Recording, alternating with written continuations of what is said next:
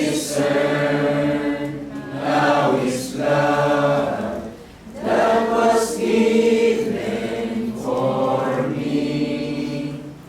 I will show His death until He comes again.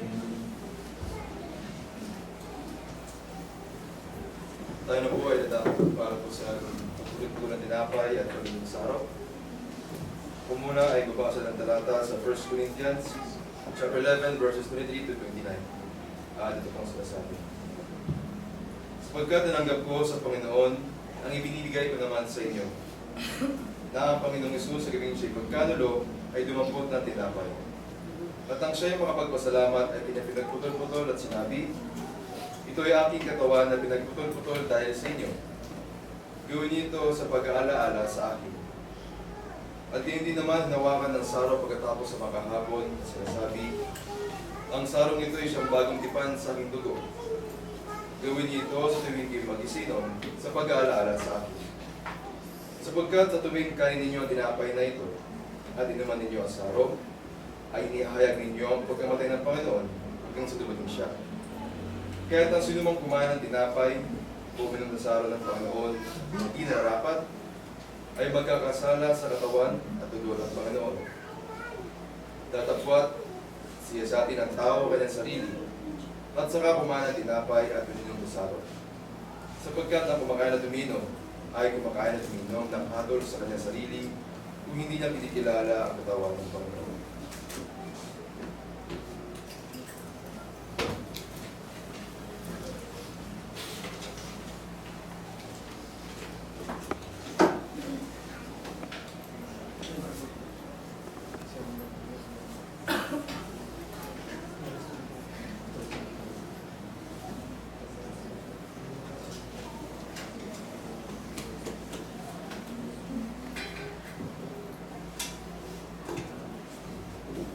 Today po lahat para gusto natin. Hindi ating lubot ang ating mga hugot. O Diyos naman, nagila sa lahat. Hindi po ay nagpapasalamat hindi sa pagkakataon ng Diyos na hindi yung pinagkilutubo sa bawat isa sa amin. Upang muli ay walahanin namin ang katakilaan ng anak na si Kristo Jesus ang Panginoon. Narito po, hawak ng mga lingkod, makatas ng uba sa sumisuburo sa mga dugo, at ang tinapan ng libadura na sumisuburo ng masa ng katawan.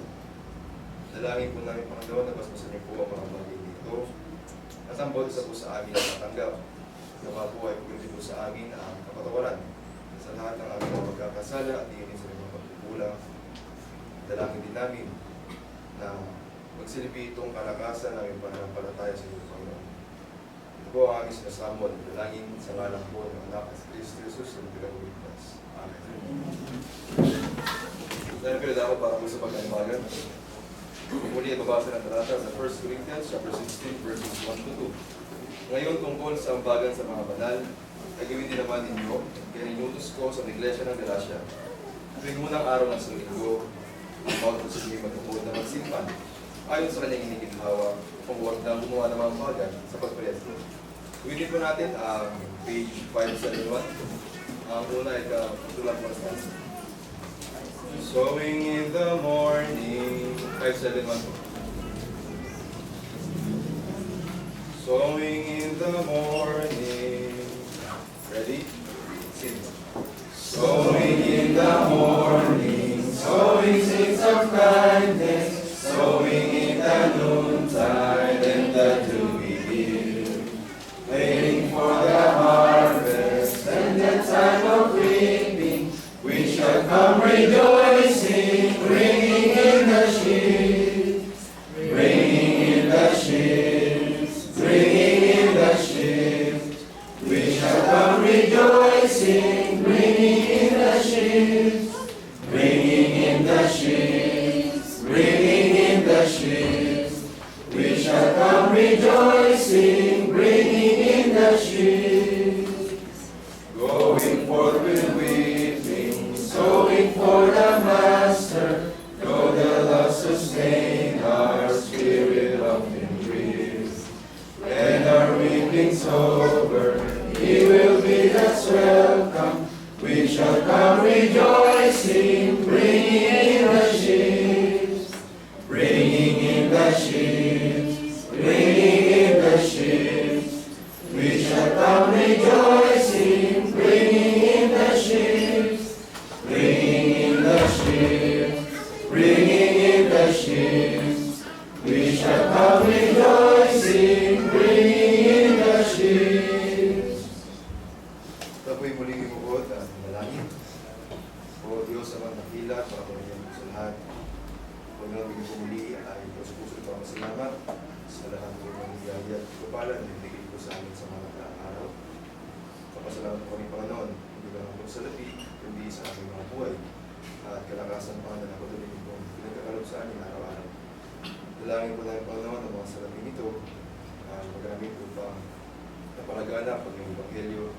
At yun din sa pagpapaunlad ng bayas ng pangalan nito, Panginoon. Dalangin din po namin ang kapag ito sa ilang kapatid po namin na nangangailangan sa kanilang pagpinansya. Tuloy po namin pinakalangin, Panginoon, sa mga susunod na araw. Namin po ay ingatan, gabayan. Dahil po kami sa mga kapamakan, sa mga karamdaman. Sa aming mga negosyo at trabaho, Panginoon, pinalangin po namin na patuloy mo ibigay sa amin ang aming mga sapat na pangailangan sa aming pagkisikal ng pangatawang Panginoon. Patuloy din po namin pinalangin, Panginoon, na ibigay niyo po sa amin ang kapayapaan sa mga puso at isipan. At hindi pa na sa mga bagay na hindi nga po kasambit ng mga labi, ay patuloy po natin ang masalamatan at dadalangin. Sa tanging pangalan po ng anak na si Jesus na Panginoon at Ikabulitas, ngayon at pakailangan. Amen. Mga kapatid, meron po ba kayong mga katanungan o gustong linawin sa ating pong kinalakay na paksa?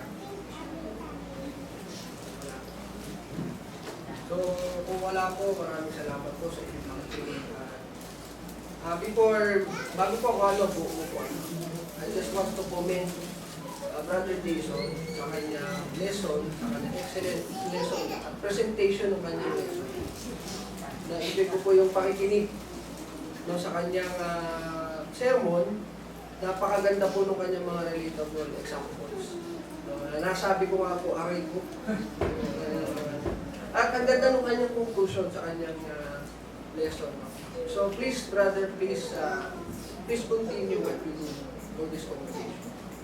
I appreciate your work para sa congregation ito. At doon din sa mga naglilid sa atin, no, sa ating panalangin, sa amin, sa mga gawain ginagawa sa harapan ng sa dulang ng ating Panginoon, na-appreciate natin yung kanilang mga gawa. Ganon din sa inyo mga kapatid, please continue to desire for God's Word.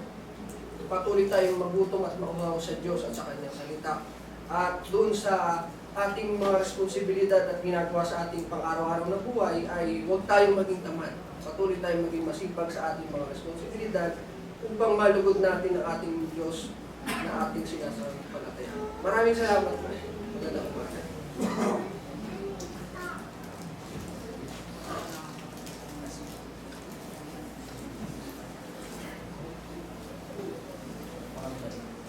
Tama ang